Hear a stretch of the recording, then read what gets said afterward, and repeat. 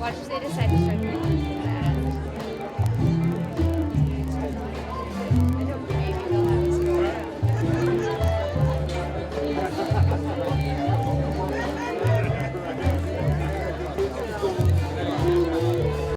Watch if they decide to start doing that. Thank you so much for coming. I'm so pleased that you're here to join me in welcoming our president.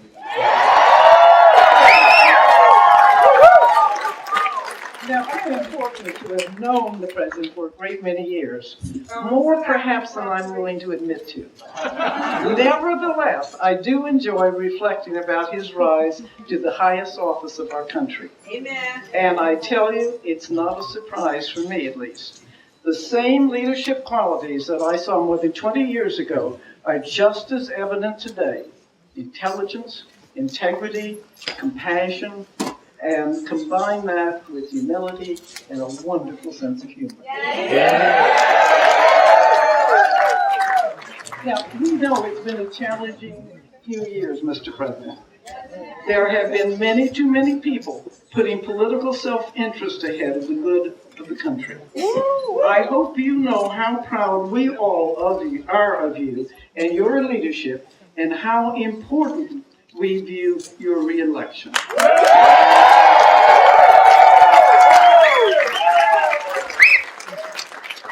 Now, that you are all here tonight says loudly that you recognize how important it is to raise money for the campaign. I hope you will continue to take personal responsibility to contribute yourself and to recruit other supporters. It will require all of us working together to win the election. Having had my say, however, it is with great pride I introduce our friend and our president, Barack Obama.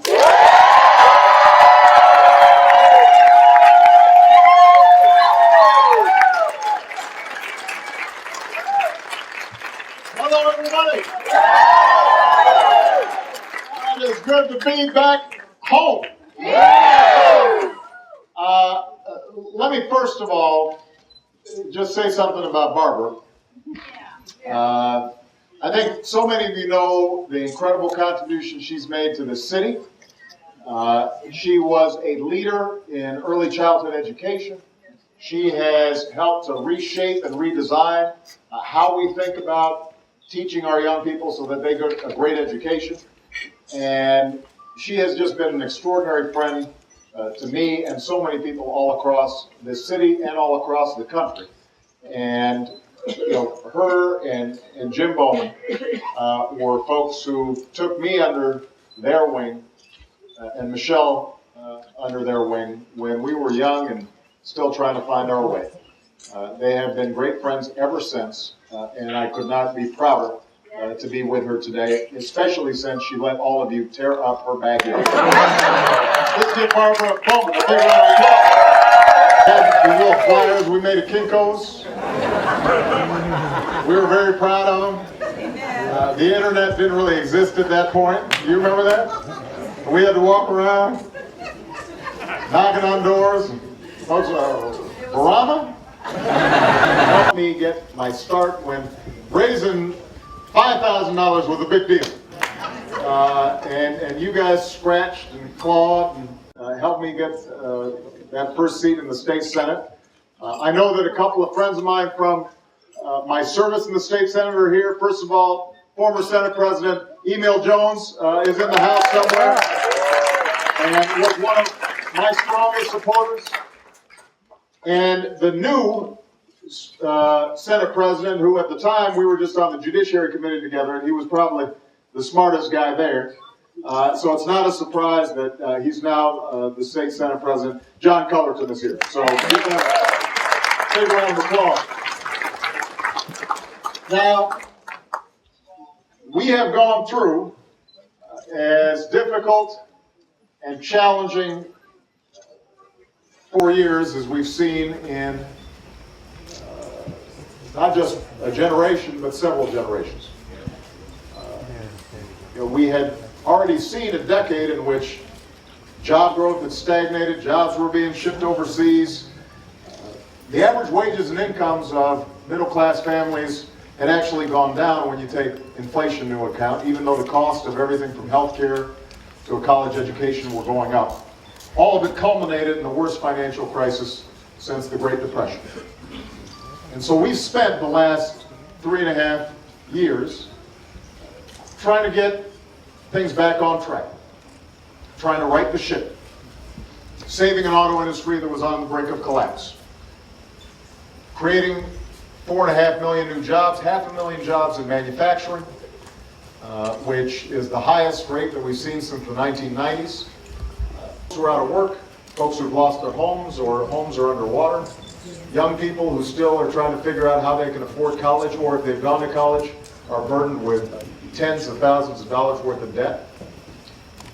And what I try to remind people is that when we ran in 2008, our task was not simply to get back to where we were in 2007. Our job was to rebuild an economy where here in America, if you were willing to work hard and take responsibility for your own life, you could make it. Where you could find a job that pays a living wage so you could pay the bills and support a family. Where you could have a home that you would call your own. Where you weren't bankrupt when you got sick. And you could retire with dignity and respect. And most importantly, an economy in which you knew that you could give your kid a good education or your grandchild a good education, and that they could dream bigger and do better than you ever imagined. That's what we've been fighting for. That's why we came together in 2008. Not just Democrats, but independents and even some Republicans, understanding that that basic bargain was at risk.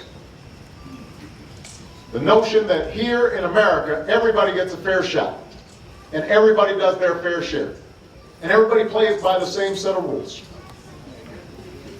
That's what we've been fighting for, and that's why, in addition to dealing with the immediate aftermath of this economic crisis, we also said, let's do something about healthcare, and let's make sure that everybody who is out there working hard and doing the right thing, that they're not going to go bankrupt because they get sick, that they're going to have healthcare they can count on.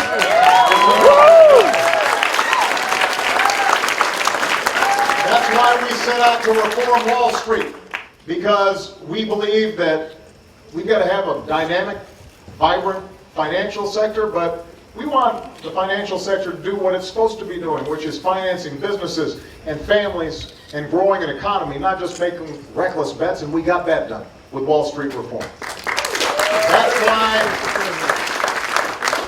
why we took on the student loan system and said, instead of having $60 billion going to banks as middlemen on the student loan programs, let's have that money go directly to students so that millions more young people could benefit from Pell Grants and lower student loan rates, because we've got to make sure that they've got those ladders of opportunity, and we got that done. That's why we said we need to end the war in Iraq, because it was time to do some nation building here at home, and it would allow us to refocus our attention on going after Al-Qaeda and Bin Laden, and we got that done.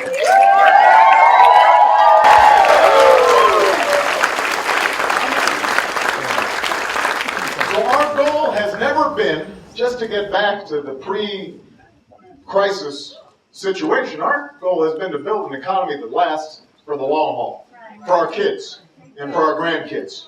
That work is not yet finished. And that's why I'm running for a second term as President of the United States.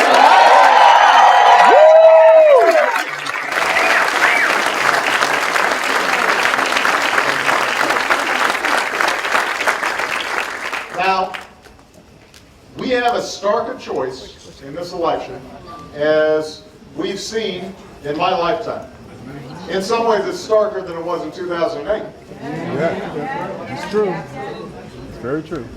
The Republican nominee, Mr. Romney, and his new running mate, Congressman Ryan, their basic idea is that what's holding us back is not banks that take reckless risks, or insurance companies that are taking advantage of consumers, or the fact that we've still got a global economic crisis that we're digging our way out of. Their view is that if we give tax cuts to the wealthiest Americans, and we get rid of all kinds of regulations that help make sure that our air is clean and our water is clean, regulations that we put in place to protect consumers from unscrupulous lenders, regulations that we put in place to make sure that women are getting equal pay for equal work. Regulations to protect workers and consumers. And that somehow, if we get rid of that stuff, then somehow the economy is going to thrive and prosperity will trickle down on everybody. Now, the problem is we tried it for a decade, and it did not work. They have tried to sell this top-down tax cut fairy dust before, and it did not work. But that's their theory, and you see it most prominently in how they would tackle the debt and the deficit. We've got a real problem with our debt and our deficit. It is a medium and long-term problem. And what I've said is, let's go forward with a balanced approach to reduce our deficit, getting rid of spending that we don't need, but still making investments in education, still making investments in basic research, still making investments in rebuilding our roads and our bridges. Let's make sure that we still have a strong Medicare and Social Security system, and make sure that the most vulnerable among us are cared for. Well, their idea is, let's have another $5 trillion tax cut on top of the Bush tax cuts, even if it means gutting education investment, even if it means we're not rebuilding America, even if it means voucherizing our Medicare system, even if it means that we are weakening the safety net. And this $5 trillion tax cut is not to lower our deficit. It's not to help invest in America. This $5 trillion tax cut would be used basically to give folks like me or Mr. Romney an additional $100,000, $200,000, million dollars that we don't need. And we're probably would be hard pressed to spend.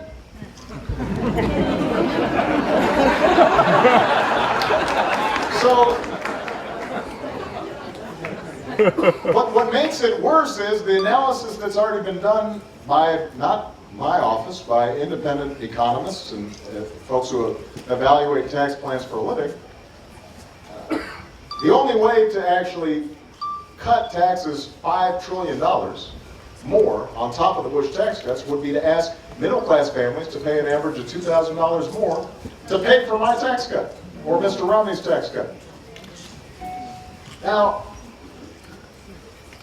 that can't be a theory that is designed to promote an economy that lasts. That's not something that is going to help young people who are struggling to pay for college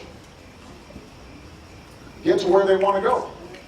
That's not the kind of approach that historically made America an economic powerhouse, made us the envy of the world. I've got a different theory. I believe that we grow best not from the top down, but from the middle out.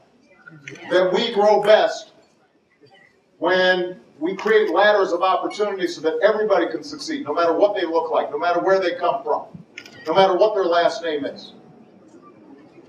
And we've got evidence that my approach of deficit reduction, a balanced approach of spending cuts, and asking folks who can afford it to pay a little bit more and go back to the Clinton tax rate. The last time we did this, we created 23 million new jobs, went from deficit to surplus, and by the way, folks at the top did very well also. Because what happens is, when teachers and construction workers and receptionists and ordinary folks, when they've got a little extra money to spend, they spend it. They maybe get rid of the old beater and buy a new car. They go out and buy a new appliance. Maybe they go to a restaurant. Heaven forbid they take a vacation once in a while. And That means businesses have more customers, and they hire more workers, and we get a virtuous cycle. That's how we have built our economy historically. And that's an example of what is at stake in this election. That's the choice, and it couldn't be starker.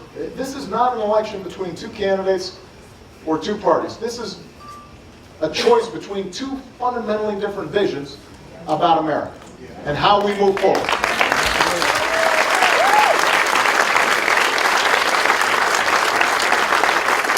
Now, how we deal with our fiscal challenges, that's just one example. But across the board, there's a stark choice. I believe we should give tax breaks to companies that are investing here in the United States. Mr. Romney wants to continue to give tax breaks to companies that ship jobs overseas. I think that's the wrong way to go. When we save the auto industry, Mr. Romney said, let's let Detroit go bankrupt. I said, let's bet on American workers, and now the American auto industry has come roaring back. And I believe that manufacturers will come roaring back here in America if we make good choices. Mr. Romney says, my top priority, first thing I'll do is kill Obamacare. Well, let me say this. We've got 6.5 million young people already who've got health insurance on their parents' plan because of Obamacare. Seniors are paying lower prescription drug costs now because of Obamacare. Children with pre-existing conditions can't be refused insurance because of Obamacare, and soon all adults will be able to get health insurance even if they've got a pre-existing condition because of Obamacare. We've got preventive care for everybody. Insurances can't drop you, and women are having more control over their health care choices.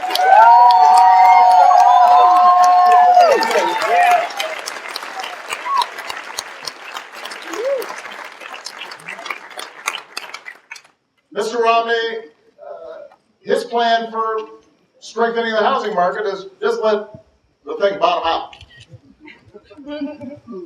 Let foreclosures bottom out. That's not a solution. What we've said is let's let families whose homes are underwater, let's let them refinance at historically low rates and put an extra $3,000 in their pocket. They can help them build up equity, strengthen the housing market, circulate in the economy. That's a choice in this election. Decade of war, I said it's time to help Afghans take responsibility for security in their own nation. That's a choice in this election. Helping the children of immigrants who have grown up in this country, lived in this country, are Americans in everything except having some papers, not sending them to countries that in many cases they've never even been, but embracing them and giving an opportunity to put a stake down here in the country that they love. That was the right thing to do. Mr. Romney's got another idea. That's a choice in this election.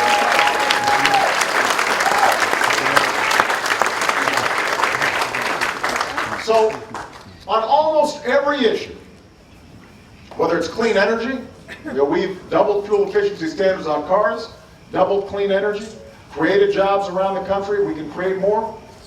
Mr. Romney's got a different view.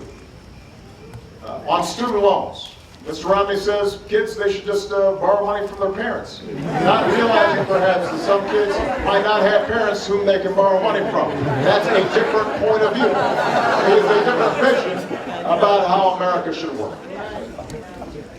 And in all these choices, what's at stake is whether or not we're going to continue to be a country where everybody's got a shot, where we're building a strong middle class, where the story of someone like me, raised by a single mom, who can become the President of the United States, and a young girl who grew up just a couple of miles from here down in South Shore, whose dad had a blue-collar job and mom worked as a secretary, can end up as the First Lady of the United States.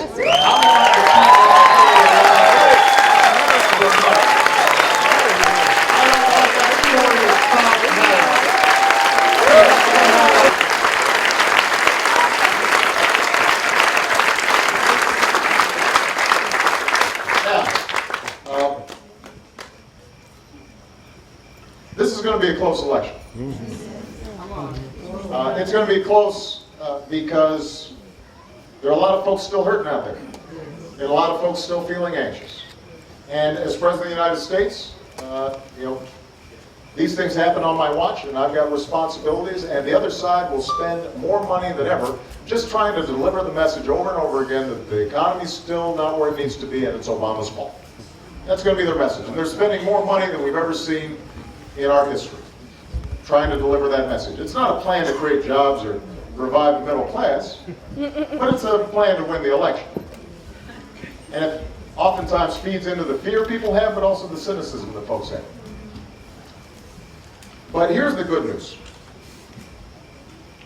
You guys taught me that no matter how bad we may be outspent, no matter how much we may sometimes be counted out, when the American people focus in on the values that we hold most dear, when we focus on what's best in us, when we remember the story of our own families, our parents and our grandparents, great-grandparents, some who came here as immigrants, some who came here in chains, folks who went through hardships we can't even imagine, but somehow said to themselves, you know what, I may just have a low-paying job right now, but I can imagine if I work hard, maybe my child will own a business someday. I may not be able to go to college, but I can imagine someday my child going to college. That persistence and resilience and grit and hopefulness and optimism that says we are not bound by the circumstances of our birth. We can shape our own destiny. When the American people focus on that, then amazing things happen. Now that's what we saw in 2008. That spirit coming to the fore. And as tough as things have been, that spirit is still out there all across America. I see it every single day. We just have to make sure that we're fighting for it. I used to say back in 2008, and I didn't have to tell you guys because a lot of y'all have known me for a long time, I'm not a perfect man. And I said I wouldn't be a perfect president. But I promised you that I'd always tell you what I thought. I'd always tell you where I stood. And I would wake up every single day thinking about you and fighting as hard as I knew how to make your lives a little bit better. Because in your stories, I saw my own. In your grandparents, I saw my grandparents. And in your kids, I saw Malia and Sasha. And I've kept that promise. Every single day I've been thinking about you. And I still believe in you. And if you still believe in me,